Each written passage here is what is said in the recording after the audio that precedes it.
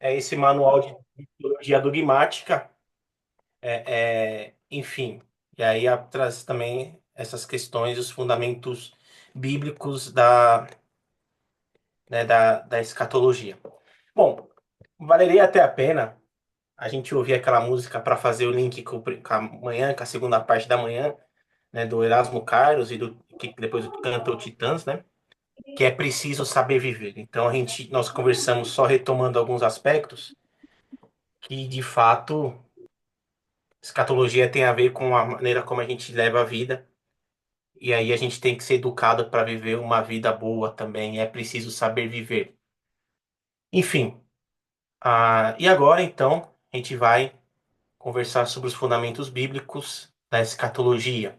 Bom, também na perspectiva bíblica, tem essa dimensão de que escatologia não se preocupa, né, com o além, mas aqui dessa vida, desse lado, vamos dizer assim, né?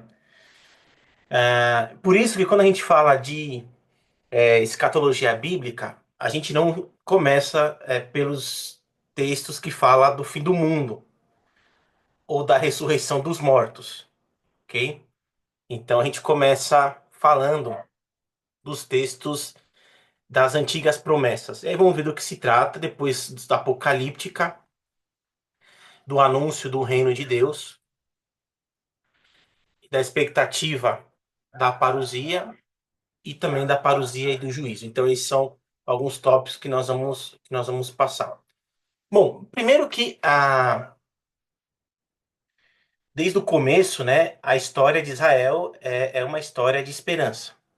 Então a gente olha desde o Pentateuco, os 5 primeiros livros, é uma história de esperança. Aí nós conversávamos lá em janeiro sobre a nossa Gênesis 1 a 11 e o livro belíssimo do Carlos Messias, que eu deixei com vocês lá em PDF, acho, evidencia que o paraíso terrestre não é para ter saudade, é para ter esperança. Então Deus não tirou nada da gente, é para olhar para o futuro e construir esse futuro, levar a criação ao seu sábado. Então, assim, desde as primeiras páginas da Bíblia, a história do povo é uma história de esperança, não é uma história de um Deus que deixou a gente, nos abandonou, não, né? Então, a gente encontra, né, aquelas esperanças, aquelas promessas clássicas, terra, descendência, né, enfim, o caminho do povo, o caminho do povo. Então, Deus chama o povo a pôr-se a caminho, né, a pôr-se a caminho. E aí o êxodo não é diferente, né? Conduzir o povo, colocar a história do povo em movimento a partir de uma dispensação, a partir de uma presença de Deus. E que esse povo ele é eleito não porque ele é melhor do que outros povos, mas para ele dar testemunho dessa aliança feita com Deus. Então, assim, só para a gente notar que aí a promessa de uma terra prometida. De alguma maneira, o povo de Israel ele está sempre em movimento. Sempre em movimento, vamos assim dizer. A teologia coloca o povo sempre a caminho. Depois, toda a questão que envolve terra, descendência, né, a aliança em Israel, a esperança messiânica, né, então surge também a esperança messiânica do príncipe da paz, de alguém que vai instaurar a justiça, no exílio da Babilônia, a promessa da reconstrução, né, de uma nova aliança, acrescida com o perdão de Deus. Então, ah, esse parece que esse já ainda, e ainda não do John Sobrino marca as primeiras páginas, né, desde as primeiras páginas da Sagrada Escritura. O caminho, né? O caminho é o movimento. Então, assim. Essa esperança, né, dessas antigas promessas, trata do quê? De conteúdos de esperança intramundanos, né, ali no povo, né? Não, ainda não está falando de questões meta-empíricas, metafísicas, se quiserem, né? Não está dizendo de nada extramundano, né? Enfim, transcendente. Não, não. Está falando da realidade mesmo, da história do povo. Isso também é importante a gente perceber. E essa esperança, ela é possibilitada porque Deus é conosco, porque Deus é próximo, porque Deus é sensível ao sofrimento, né, do povo. Então, assim, às vezes o povo corresponde a essas promessas, né, às vezes não. Às vezes não. Então, a esperança está onde? Na história, nas experiências históricas. Um Deus que é o Deus da aliança. Está nas experiências históricas. Então, assim, essa primeira parte, qual que é o primeiro fundamento bíblico da escatologia? As antigas promessas bíblicas. Então, não começa falando desses fundamentos, né? Dos textos sobre os finalmente, mas começa falando de textos das promessas. De um povo em movimento, de um povo em caminho, êxodo, aliança, lei, etc., eleição, e essa esperança que o povo vai construindo no seu cotidiano, na sua história. Então, o primeiro tópico é as antigas promessas. Depois, né, o segundo fundamento bíblico da escatologia é a literatura apocalíptica, né? Sobretudo aí entre os anos 200 antes de Cristo a 100 depois de Cristo, né? Em um momento, momentos distintos, mas marcados por crises e perseguições, marcadamente contexto pessimista. E aí tá a literatura apocalíptica, é uma literatura de esperança, é uma literatura que oferece uma expectativa diferente, não um desespero, não um desespero. Hoje eu tô cheio de história de primo, né? Talvez porque aquela história que eu contava para vocês ali antes na manhã. Eu lembro que no ano de 1999, né? Teve todo aquele medo, será que o ano será que o mundo ia acabar? É, enfim.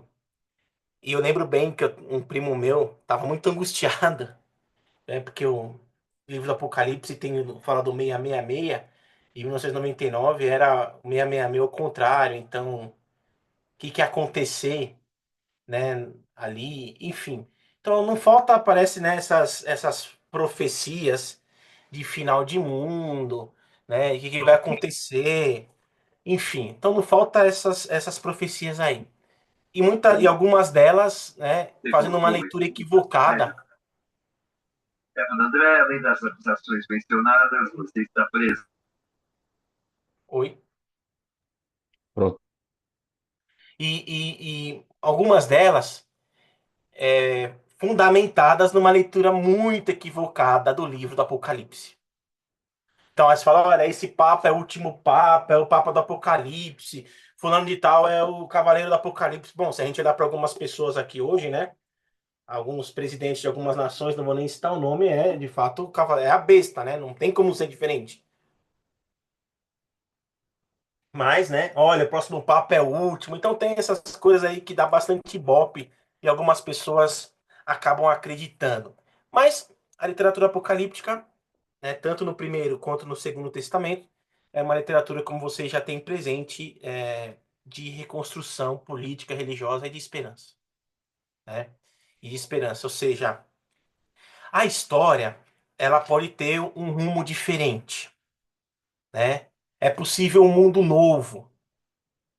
A história não escapou das mãos de Deus. Pode estar, né, péssimo, mas Deus tem o controle do curso da história, vamos assim dizer, né?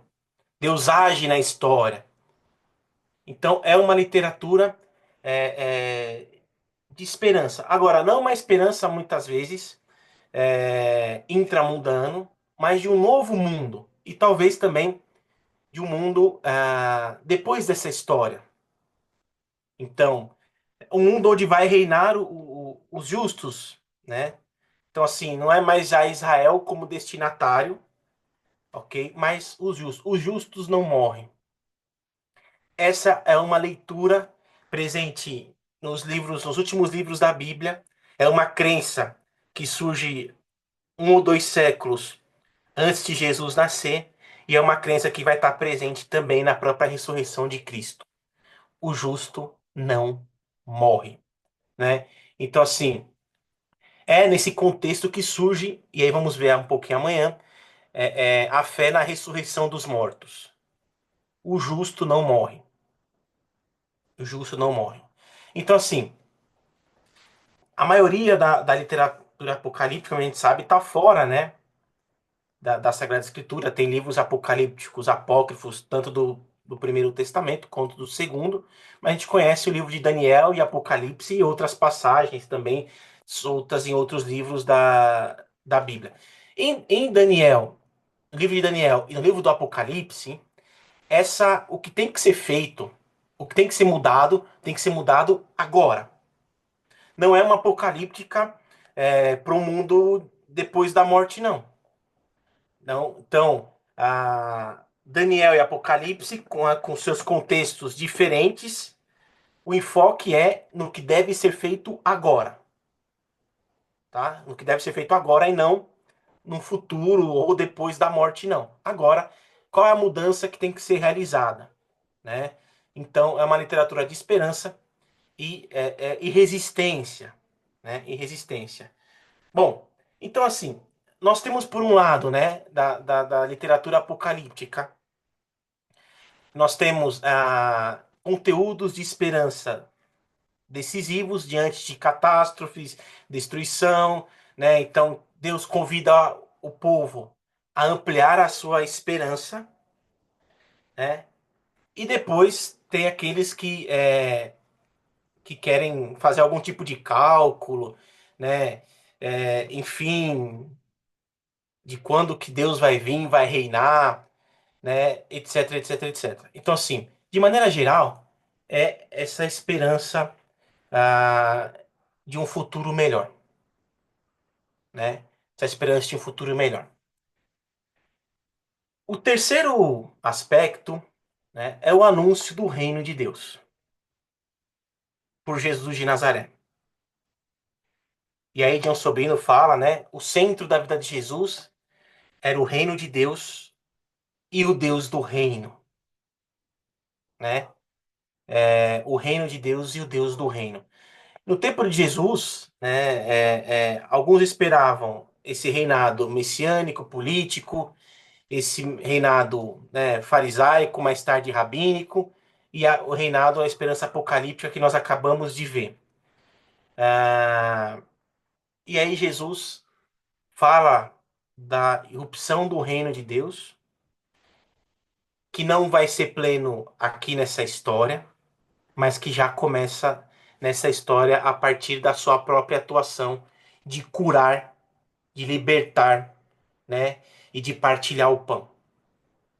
Então Deus reina quando existe saúde, existe alegria e existe prazer de viver a vida. Então, eu, meu professor de cristologia, ele falava: o que que é o reino? Pão, saúde, prazer, alegria. Então, nesse sentido, a atuação de Jesus é uma atuação inauguradora desse reino. É o já e ainda não, porque ele não é pleno. Jesus não instaurou plenamente esse reino aqui na nossa história humana. Ele é também para a plenitude, mas começa aqui, né? Começa aqui. E o que que esse reino está centrado aonde? Na dimensão ética, na prática, né? Deus nos visita e nos convida a viver de uma outra maneira, favorecendo que as pessoas e nós tenhamos saúde, tenhamos pão e tenha alegria, né? Tenha uma alegria. Então, assim, não é o reino para Jesus de Nazaré.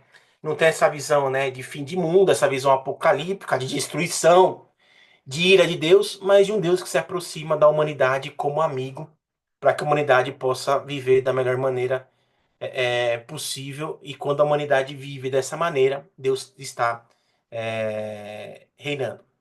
Jesus nunca define assim conceitualmente este reino, mas tem a ver com uma humanidade reconciliada. Tem a ver com cura, com libertação de tudo aquilo que desumaniza, né? Novas relações, vida plena, e aí tudo isso, o amor é que liberta da morte. Então, a vida de Jesus, falamos, mais fortes que a morte, né? Título do nosso curso, nosso seminário. A vida de Jesus revela que a única coisa que é capaz, é tão forte que é capaz de vencer a morte, é o amor, né? O amor vence a morte. Então, isso não está presente na vida de Jesus, entre aspas, só na ressurreição, só na Páscoa. Obviamente que a ressurreição é recapitular tudo aquilo que ele fez e falou, e esse amor está vivo no meio de nós, está ressuscitado. Deus ressuscitou. Bom, então assim, nesse sentido, então, tem presente essa dimensão do reinado de Deus, essa dimensão reinocêntrica, né, da escatologia. E onde que Jesus fundamenta esse seu reinocentrismo, como diz alguns teólogos, né? Jesus não foi eclesiocêntrico, e aqui não se trata de menosprezar a igreja, Jesus foi reinocêntrico, e a igreja existe para o reino, e o reino é maior do que a igreja está a serviço do reino de Deus. Reino de Deus e a igreja não se confundem. A igreja está a serviço, o reino é muito maior e pode acontecer em espaços além dos muros da igreja. Bom, então o reino de Deus, né, ele está fundamentado nessas antigas promessas, no Deus do Êxodo, né, numa humanidade transformada, na superação do sofrimento. Então, é interessante notar bom, tudo em Jesus me chama a atenção, né? Mas uma das coisas que mais me chama a atenção em Jesus é a sua sensibilidade diante do sofrimento dos seres humanos. Até quando fui escrever meu doutorado, que era sobre diálogo interreligioso, eu trabalhei bastante essa questão da autoridade dos que sofrem, né? Então, se você falar, poxa vida, como é que é esse negócio de autoridade das pessoas que sofrem? Ah, veja só, a pessoa só, né, tá provavelmente vulnerável, sem forças, né? Enfim, sei lá. Porque para Jesus nada é mais urgente do que amenizar os sofrimentos das pessoas. Por isso é que as pessoas têm uma autoridade, mas não uma autoridade, né, nem, muitas vezes não relacionada à força, mas nada é mais urgente para ele do que dar de comer a quem tem fome, dar de beber a quem tem sede, acolher os imigrantes, enfim, vestir os nus. Mateus 25, o chamado juízo das nações. Então, você pode ter mil coisas para fazer. Se você tem diante de você alguém nessa situação, essas mil coisas para fazer, né?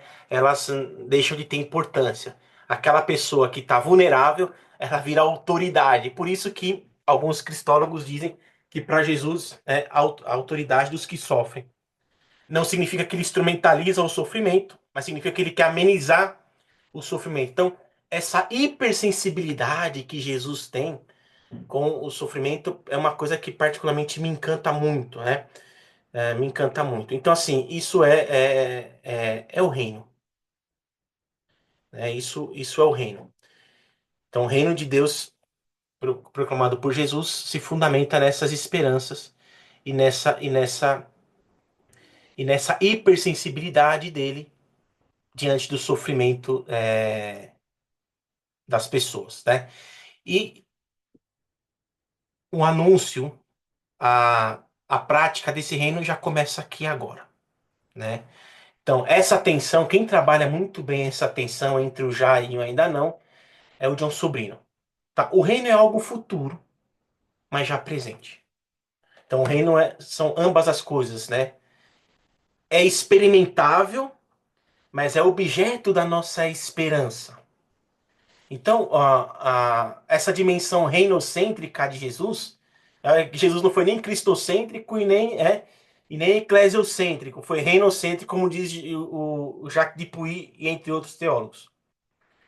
O reino de Deus é uma grandeza escatológica do já e ainda não, né? Ainda não. Por isso, aquilo que nós dizemos lá na primeira parte do nosso seminário, por isso que jamais a escatologia deve prestar o desserviço de estar preocupada só com coisas futuras, né?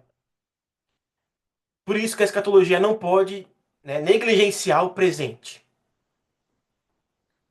É a partir do presente que a escatologia desperta cada um de nós a esperança de um futuro melhor. E na teologia do reino, isso tá muito presente. Depois, a quarta dimensão que fundamenta a, biblicamente a escatologia é a expectativa da parousia, né? Então, assim, desde muito cedo, o discurso do reino de Deus se transforma em discurso do reino de Cristo. Então, assim, o reinado definitivo de Jesus. O reinado definitivo de Jesus. Então, assim, Jesus era o anunciador do reino, né? Ele tornou-se o Cristo anunciado, esperado pela comunidade, né? A sua volta, a sua vinda, para que de fato se instaurasse tudo aquilo que possa ser de favorável à humanidade na perspectiva do reino, né? Então, a esperança na consumação, que toda a nossa história vai ser consumada, né, na vinda, na glória de Cristo, na sua parousia. Então, isso está presente, obviamente, já nas comunidades cristãs primitivas. Então, parousia é uma palavra grega que significa tanto presença quanto vinda. Então, no Novo Testamento se faz presente essa expectativa à vinda futura de Cristo. E no Novo Testamento, essa expectativa tem várias mudanças, várias concepções, né? Várias concepções. Havia aqueles que acreditavam que Jesus voltaria ainda naquela geração. Depois demorou-se um pouco, né? Que seria uma expectativa iminente. E depois estendida para além da morte, sobretudo na literatura paulina. Então, essa questão da parousia significa tanto presença quanto vinda. E no Novo Testamento nós temos aí, né, algumas formas de conceber a parousia. Por exemplo, Marcos 13:30, a gente... Em verdade vos digo que esta geração não passará enquanto não tiver tudo isso acontecido. Passarão o céu e a terra, minhas palavras, porém, não passarão. Quanto à data e a hora, ninguém sabe, nem os anjos no céu, nem o Filho, somente o Pai. Então, a primeira geração cristã viveu nessa expectativa, né, da iminente volta, né, consumação da história na glória, na manifestação da glória de Jesus. Ok? Então, se a gente der uma olhadinha aqui, né, na carta aos Tessalonicenses, a gente vai perceber também algumas nuances, né, compreensões dessa perspectiva da parousia. Ok? Bom, na carta aos Tessalonicenses já tem um pouquinho mais essa outra dimensão, assim dizendo, para além da morte. Então, por exemplo, 1 Tessalonicenses 4:13 a 18.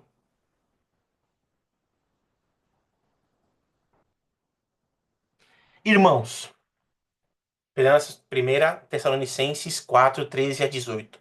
Não queremos que ignoreis o que se refere aos mortos, né? Aqueles que jazem adormecidos, para não ficar tristes como os outros que não têm esperança. Se cremos que Jesus morreu e ressuscitou, assim também os que morreram em Jesus. Deus há de levá-los em sua companhia. Por isso vos declaramos, segundo a palavra do Senhor, que os vivos, os que ainda estivermos aqui para a vinda do Senhor, não passarão à frente dos que morreram. Entendeu a coisa? Aqueles que estiverem aqui, quando Jesus vier, não vai passar à frente daqueles que já morreram. Vai recapitular. Quando o Senhor, ao sinal dado, à voz do arcanjo e ao som da trombeta divina, descer do céu, então os mortos em Cristo ressuscitarão primeiro. Em seguida, nós, os vivos que estivermos lá, seremos arrebatados com eles nas nuvens, para o encontro com o Senhor nos ares. E assim estaremos para sempre com o Senhor. Consolai-vos, pois, uns aos outros com estas palavras, né? Então, já na literatura paulina, essa vinda de Jesus, a expectativa da parousia que se estende para além da morte, né? Além da morte. Bom, então tem esse desafio, como a gente acabou de ver, as gerações, né, nas comunidades nascentes vão morrendo e a história vai continuando. Ué, e quando é que vai acontecer a parousia? Quando é que vai acontecer a parousia? E aí o livro dos Atos dos Apóstolos diz: Cristo virá da mesma forma que nós vimos subir. Mas agora não é para ver com o pensamento preso na parousia. Ele está na comunidade. Então, olha só. Cristo não veio, então se deslocou para um futuro mais distante. Ele está na comunidade. Por isso que parousia reflete não só a vinda futura, como a presença no hoje da vida da vida das comunidades, ok? E essa presença na vida das comunidades. E quem que está nessa na mediação, né? Na intermediação? A igreja, a comunidade, a comunidade. E aí o juízo acontece também, né? Na comunidade. Então a releitura da nossa vida acontece também na comunidade. João 3, né, 18. Quem nele crê não é julgado. Quem não crê já está julgado porque não acreditou no nome do Filho único de Deus.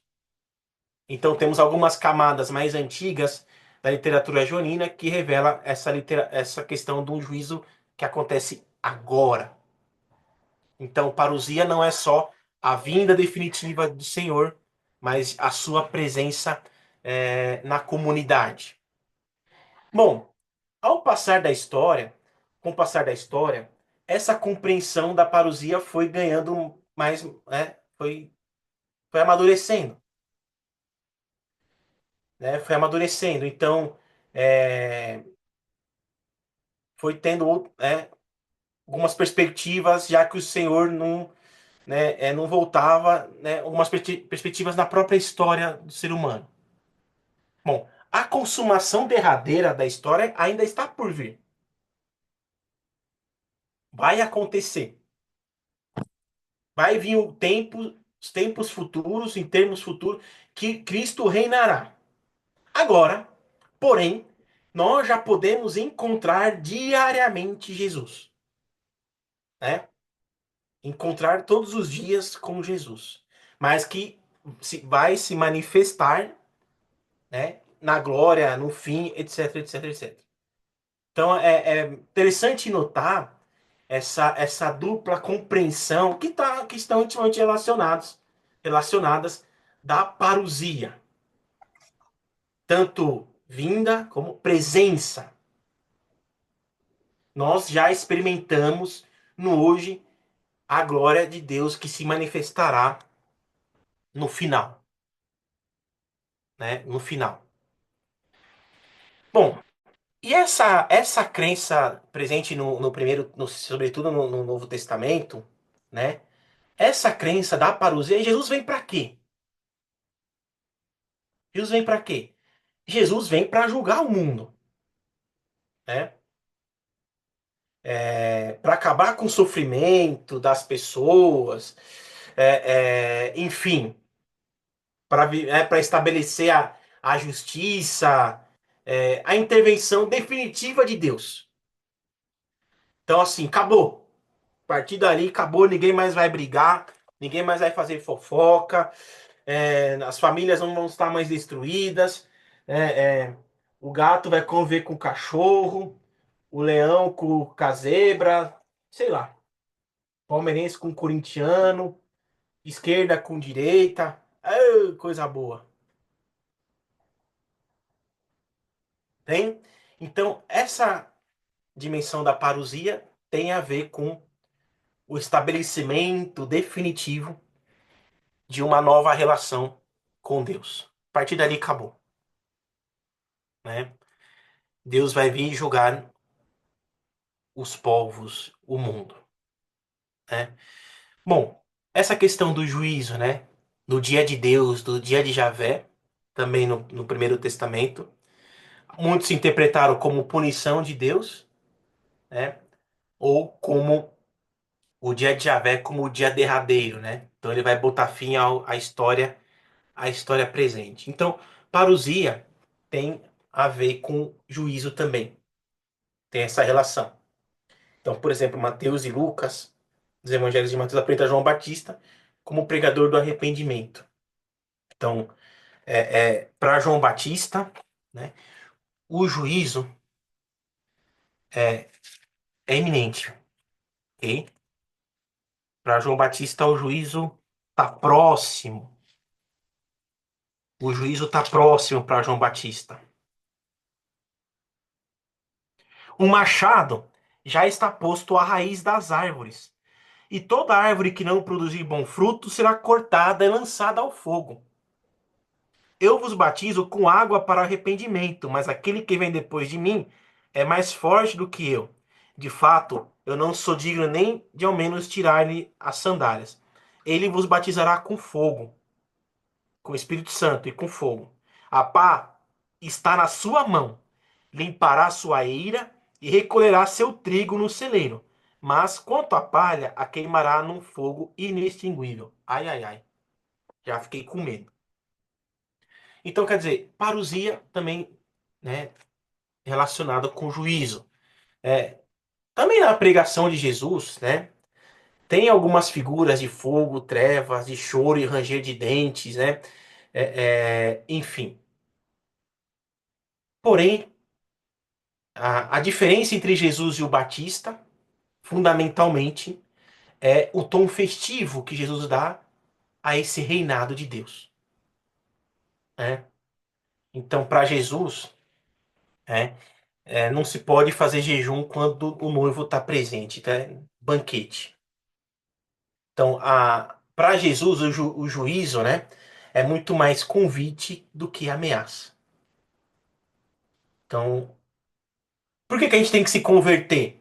Não porque a gente vai para o inferno, mas porque a gente não vai perder a festa. É um bom motivo para se converter, né? Se converte para não perder a festa, o banquete do Cordeiro, aonde a gente vai se sentir como filho e filha de Deus, né? Então, Mateus 5:45.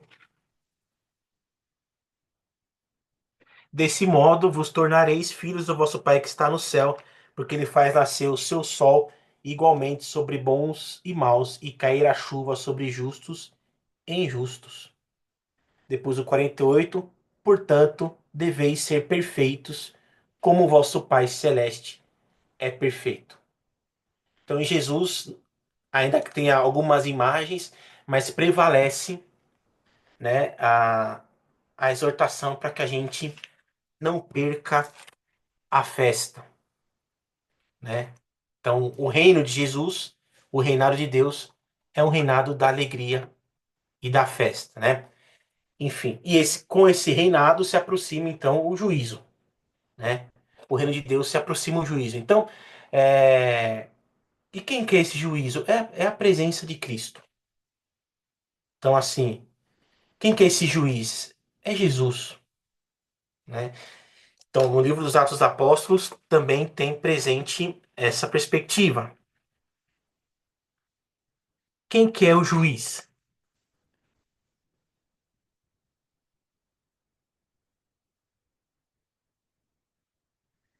E ordenou, peraí, isso, e ordenou que proclamássemos ao povo e dessemos testemunhos de que ele é o juiz dos vivos e dos mortos, como tal constituído por Deus.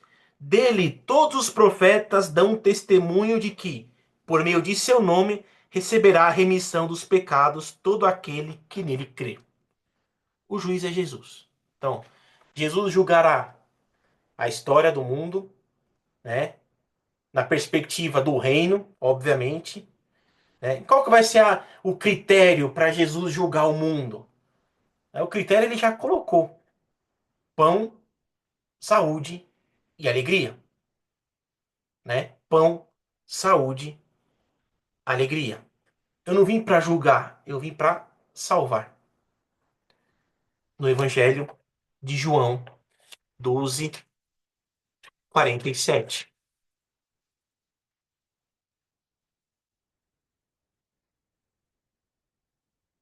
Se alguém ouvir minhas palavras e não as guardar, eu não o julgo, pois não vim para julgar o mundo, mas para salvar o mundo. Então, quais serão os critérios, talvez, possivelmente, aquele reino que Jesus anunciou? Então, qual vai ser o critério? Mateus 25 em diante, todas as vezes que fizeste algo a esses pequeninos, deu de comer a quem tinha fome, deu de beber a quem tinha sede, né? Vestiu quem estava nu, abriu a porta para escolher quem era migrante. Senhor, quando é que te vimos, né? Sempre que vocês fizeram isso, a um desses pequeninos, foi a mim que o fizestes. Então, qual que é o critério do julgamento? É o trabalho para amenizar, diminuir o sofrimento das pessoas, né?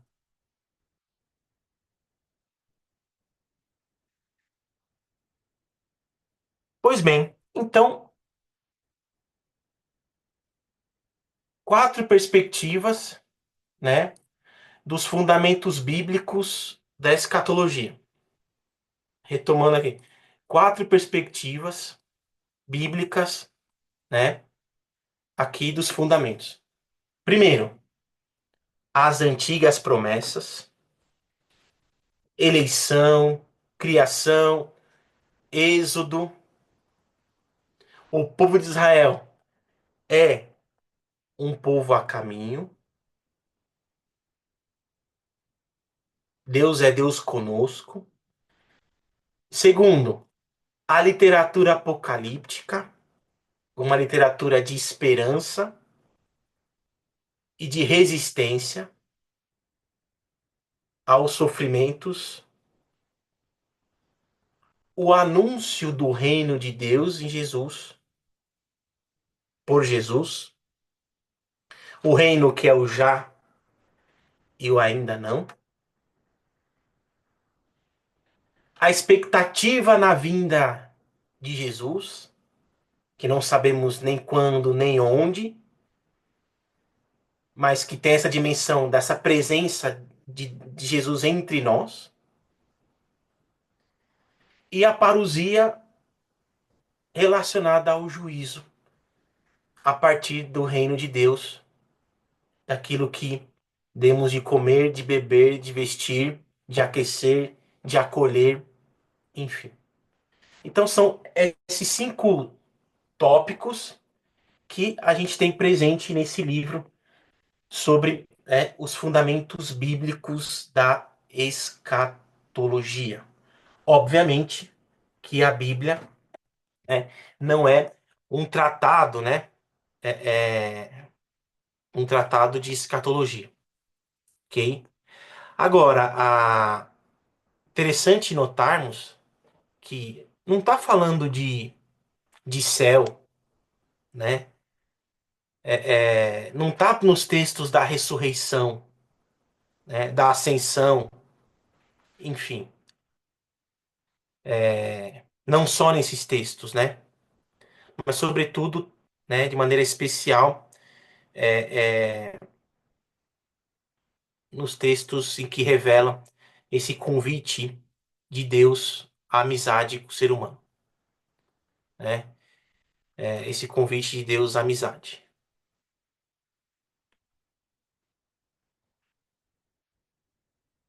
Antigas promessas, apocalíptica, anúncio do reino de Deus, expectativa da parousia, parousia e juízo.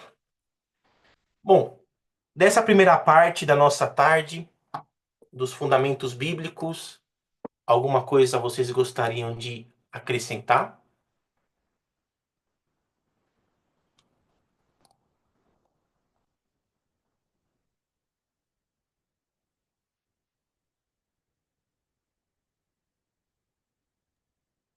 Sou eu para acrescentar alguma coisa. Oi, Quem sou Márcia? eu? Quem sou eu com meu conhecimento para acrescentar alguma coisa? Oh, mas quem disse que não?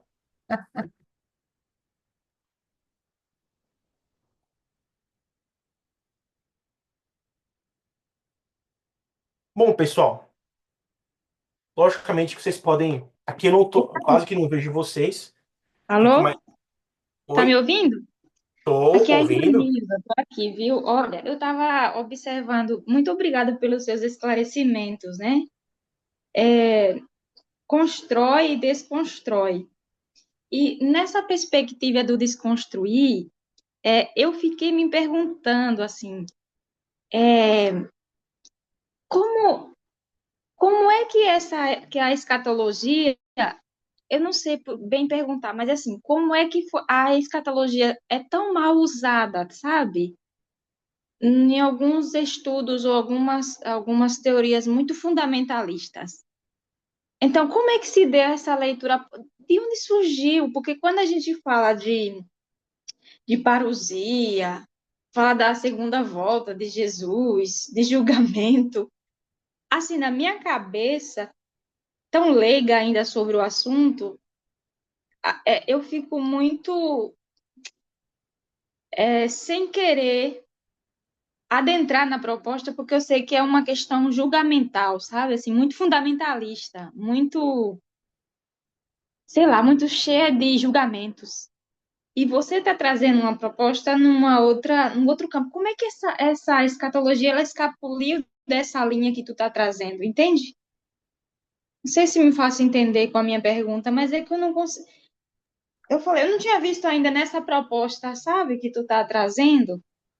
Se tu pudesse explicar um pouco mais como é que ela escapuliu dessas óticas e foi para uma ótica tão fundamentalista e, assim, todos os ismos incluem nela. Uhum. É irmã Nilza, é?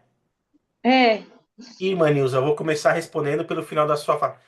Se eu pudesse, eu não posso, ó, responder a sua questão. Aonde foi que a coisa fugiu, né? Perdeu-se o rumo, né? Dessa questão tão importante, enfim. Então, assim, falar para você, olha, foi a partir de tal questão, não conseguiria colocar assim cronologicamente, né? Para a senhora. Agora, uma coisa que eu posso te dizer, que nós falamos um pouco na, na, de manhã, é que a escatologia ou a teologia que a gente produz, ela é uma teologia contextualizada, né? Ela é uma teologia fruto também da cultura, do mundo atual que a gente vive, ou do mundo em que a gente vive, nosso caso atual. Então, assim, nós temos, né, na, própria da modernidade, etc., né? que coloca em crise, bastante em crise, essa ideia de fim último, né? A própria modernidade coloca muito em crise, é muita questão do imediato, do presentismo, né? Enfim, da liquidez, como diz Bauman, muito mais profundo do que isso que eu só falo, tô falando da modernidade líquida, né? Então, assim, a gente tem alguma cultura, não sei se hegemônica, se posso chamar de hegemônica, mas assim, a gente tem uma cultura que predomina e que, de certa forma, interfere positivamente e também negativamente naquilo que a gente vai transmitindo e vai vivendo em qualquer âmbito da vida.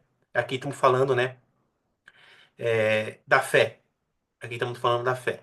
Então, assim, a gente tem os desafios que são da cultura atual, e a gente tem também as perspectivas, né? Os sinais dos tempos, como diz, né? Já dizia João 23, né? Lá no advento do concílio, enfim, depois esse termo que passou para Gaudium et Spes, enfim. E aí, como também temos os desafios como sinais dos tempos, daquilo que Deus está nos convidando a ter perspectivas diferentes, né? No nosso caso aqui, é, no âmbito da questão da escatologia. Então, assim, situar cronologicamente quando é que foi que a coisa se perdeu, não sou capaz de fazer para a senhora. Agora, o que eu posso dizer é que a gente tem uma dimensão social, cultural, que por hora nos desafia, ou que por hora nos convida a ver os sinais dos tempos, e que essa dimensão, né, é uma dimensão muito do carpe diem, talvez, do viva o hoje e o amanhã, né? Muito de imediato, e que nos convida a fazer essa curva existencial, né? Um pouco maior, se assim eu posso dizer, né? Fazer essa curva existencial um pouco maior de uma vida que não é para a morte, né? Sim, né? Nós sabemos que, enfim, mas de uma vida que deve ser vivida com sentido, né? E que além da curva biológica, do bios, da vida física, tem também a curva teológica, no nosso caso, e que essa curva nos traz uma profundidade e uma perspectiva totalmente nova da nossa vida e da nossa história e da consumação dessa própria história.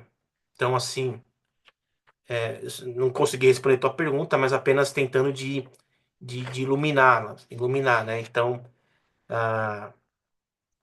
o mundo que a gente vive nos desafia muito por várias questões. E também, não só o mundo é errado, não, não, não. Essa é uma visão pré-conciliar, né? Também nos convida a ver alguns sinais dos tempos. E no nosso caso, a gente é convidado a ir além da curva biológica, que não dá para negar, infelizmente. As nossas células, um dia elas vão, enfim, agora no sentido mais profundo e amplo, a partir da perspectiva teológica cristã, que é aquilo que a gente está tentando de falar até o momento.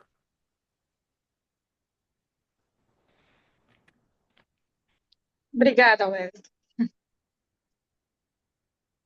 Por nada. Mais alguma questão?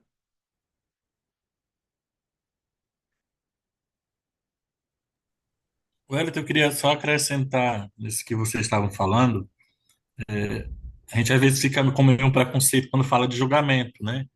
Que a nossa concepção de julgamento é essa concepção que nós conhecemos, de condenação, de uma sentença, né? Então, quando a gente fala da parrusia, a gente relaciona, né, a esse contexto quase que judicial, né? É, que essa vinda vai acontecer, a gente sabe que vai, de que forma nós não sabemos, e que como será esse julgamento também não se sabe, né? É porque a gente sempre condiciona. Então, eu acho que à medida que a gente vai aprofundando, vai vendo essas questões que você vai trazendo, à luz também do que se tem a conhecer hoje mais profunda e atualizada da teologia, né? Sem essa visão mais pré-conciliar, mais uma visão do homem de hoje, né? Que se confronta também com isso que você nos traz, né? A gente não quer morrer, a gente não quer é, perder, a gente não quer ser, de certa maneira, responsabilizado pelas nossas atitudes, pelas nossas escolhas. Então, qualquer forma de expressão que leve a isso, a julgamento, né, ou a, entre aspas, uma condenação, a gente fica realmente com esse receio ou querendo interpretar, entender de uma outra maneira. Uhum. Exato, né? E quando a gente fala dessa questão da juiz, etc., vamos falar mais um pouco, ou da justiça de Deus, né? O que que é a justiça de Deus? É a afirmação da sua bondade, né? Da sua misericórdia. Então, nunca sempre a justiça separada, né? Enfim, então sempre essa autocomunicação da bondade e da misericórdia diante do ser humano. Enfim, mais alguma questão vocês gostariam de colocar? Vamos parar 5 minutinhos para tomar um café, uma água. Mais alguma questão?